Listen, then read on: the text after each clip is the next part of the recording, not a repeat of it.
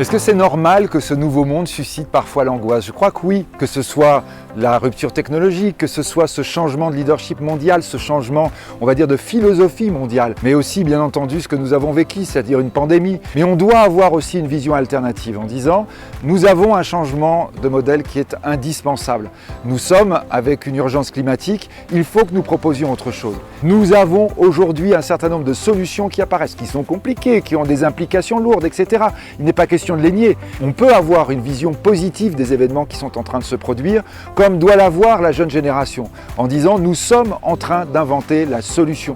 Et de ce point de vue, évidemment, la tragédie Covid est aussi un moment qui peut apparaître comme presque providentiel, dans la mesure où, du point de vue économique, il a permis ce que l'on aurait pensé qu'en théorie, arrêter l'économie, voir ce que ça signifie.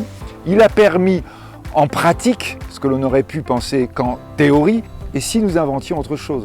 Et qu'est-ce qui se passe? Et comment on vit différemment? Est-ce que la vie différente, elle est si négative que ça? Finalement, elle est aussi intéressante.